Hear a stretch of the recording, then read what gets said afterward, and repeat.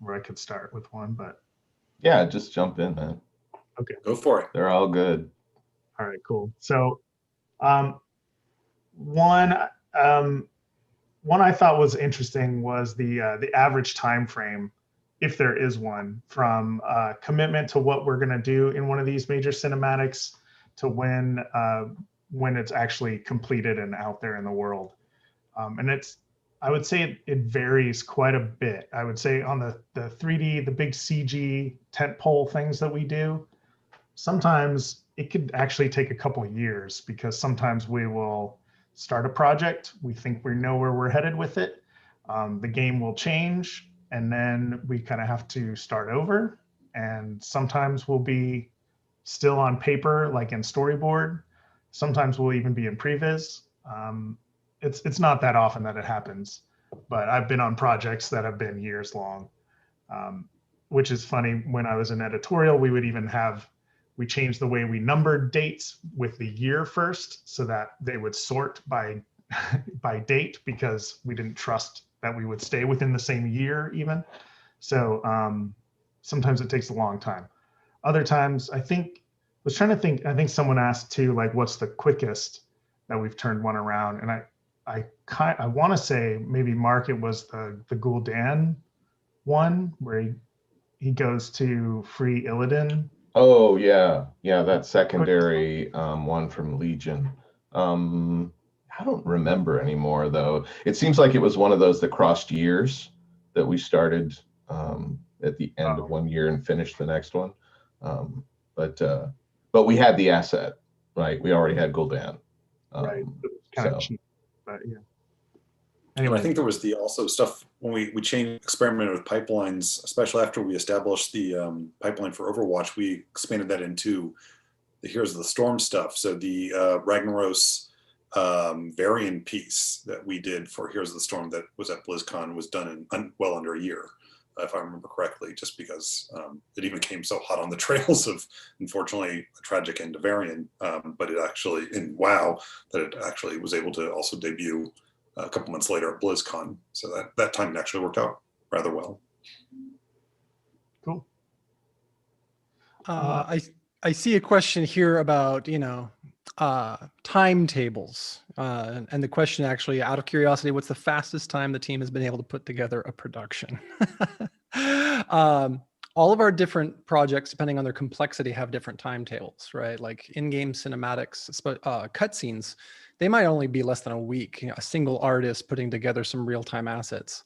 The in-game cinematics that get baked down, like a lot of the WoW IGC or the stuff that Jason works on in Overwatch 2, those can be several months depending on their complexity. And then the pre-rendered, really high-end CGI can be in the scope of, I think Mark was saying, 8 to 11 months generally, Mark? yeah, something like that.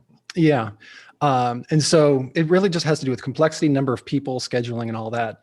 But in terms of fast turnaround, this is why I think in-game cinematics emerged initially in Blizzard, was that while Blizzard was known very well for its very high-end CGI going all the way back to StarCraft and Warcraft 3, there turned out to be a need. We only have 6 months, right? Just shy of that 8 to 12 months it takes to make one of the high-end CGIs. We have 6 months, but for instance, the Wrathgate has been identified as something we should make this for, and that movie was made in less than 6 months. There are also needs for BlizzCon. The one that pops up to me was when we wanted to announce the Karazhan trailer for patch 7.1. We found out that was supposed to be at BlizzCon only 2 months in advance, going from zero to making the Karazhan trailer in only a number of weeks. And of course, the way you succeed in that is scope. You assess the number of weeks you have, you assess the complexity of what you can create, and then you go hard. So, yeah. And you guys in Endgame do go hard. Yes. They operate We have very a lot quick, of stuff very to- rapid iteration. A lot of Rapid stuff to iteration. do. Yep. So someone asked about working from home. We answered it briefly, but I do think working from home hasn't been terribly different in terms of like we haven't slowed down too much.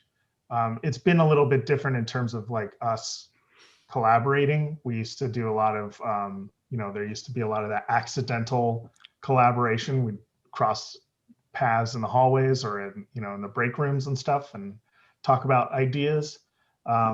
We'd also, get together in rooms, and I think we did talk about in the video that we would do live action, reference shootings and things like that. We kind of don't get to do that. We'd hop into I rooms and miss that.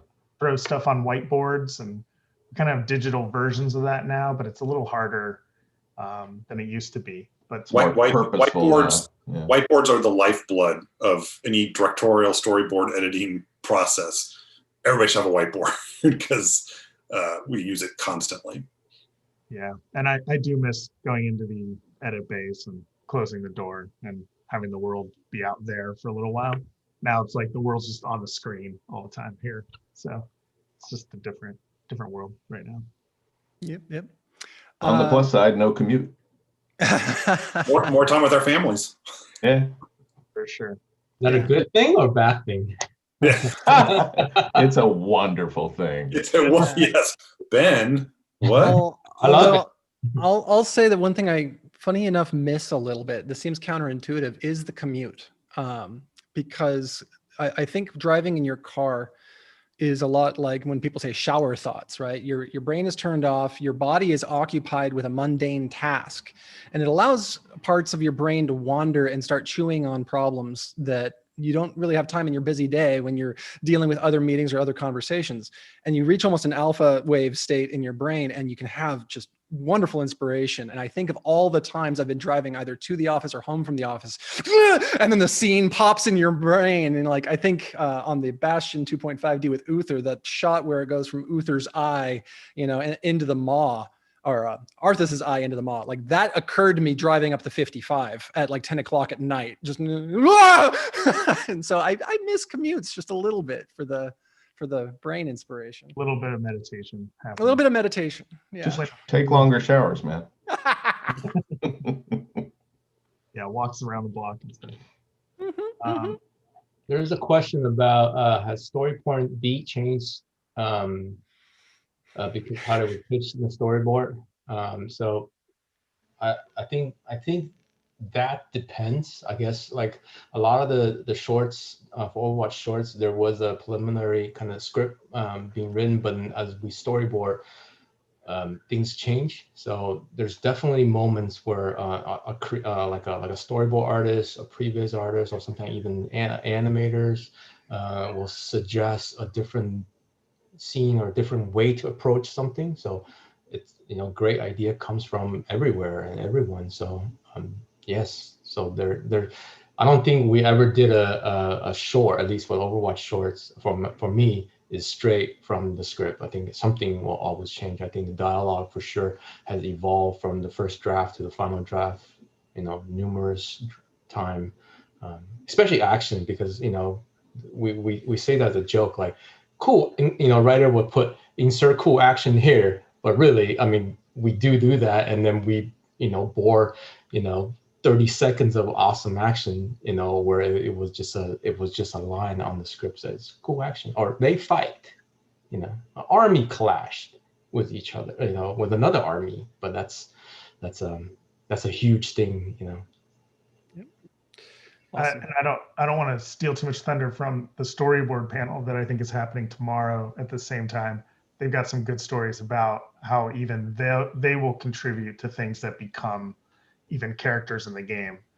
Totally. Just as we're boarding sequences and stuff. Some of the, and we'll start sequences before we even know what the characters are. It'll be, we have to make a movie and we don't know what these characters look like or what the environment looks like. So we kind of have to, whoever can come up with something cool, let's start with that, and see how people react. So. I see a question here. I want to answer very quickly as I can, because I know we're short on time. Asking about the N'Zoth finale recently at the end of Battle for Azeroth. It did feature a cinematic that your player character was front and center and actually did the final attack on N'Zoth. And what did we learn from that? Do we feel that there was feedback iterating affect future projects? That moment really was a test. Just as we talked about 16 seasons of World of Warcraft, WoW is a very different game than it was in 2004. And when I first joined the team in 2006, there was no in-game cinematics at all in any sense, whether real-time, IGC, video, or baked. And it's been a long-standing, long-form effort to continue to develop new ways, new techniques, and new technologies. And that moment was really a test. That was the first time we tried doing a finale using real-time character positioning. And it was, let's see how this works. It seemed appropriate with the Heart of Azeroth to use that as a big shining moment. And I agree with the question's assessment. A lot of people saw it out of context the first time, and it had one sentiment in the community. But once they saw it in holistically in the game, they had a different sentiment. And that's a challenge with in-game cinematics. They're meant to live in the game. Whereas you see something linked online, it says cinematic. Oh, that means I'm supposed to watch this. Cinematics are released for public consumption. No, this is a portion of the game content, and it should usually be viewed within. But I would take it more of a demonstration of we're always trying new things. We're trying to evolve our technology, find new ways to tell stories within World of Warcraft, and we'll continue to evolve as we try new things moving forward. Well, I think we have time for one last question. I see the one here. Who are your biggest stakeholders in the development room when scoping projects and the most important allies?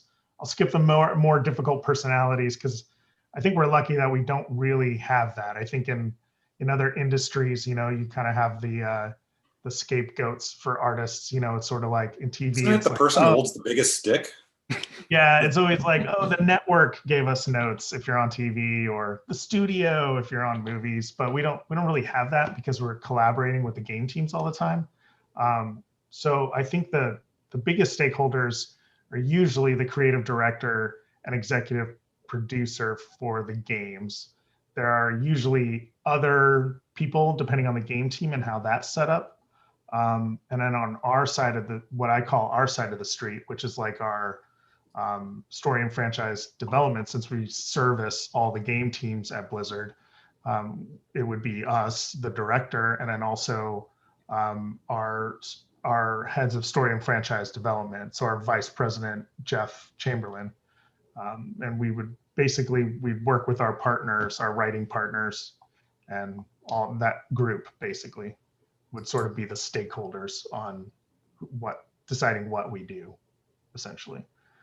Awesome. I mean, we run everything up all the way up to, Jay Allen Brack and, eventually. So. All right, and we're at 1:30. Oh, can I say one thing? Yeah. Real quick. It's a gate. Got it. It's a Right. gate. Thank you everyone so Yeah, much for coming out You're today. taking money's worth of it. Yeah. Thank you, everybody. Thank you, everybody. Thank you so Bye. much. Questions? And we'll Have a catch you great next day. time. Enjoy the rest of TTN. Take care. See you.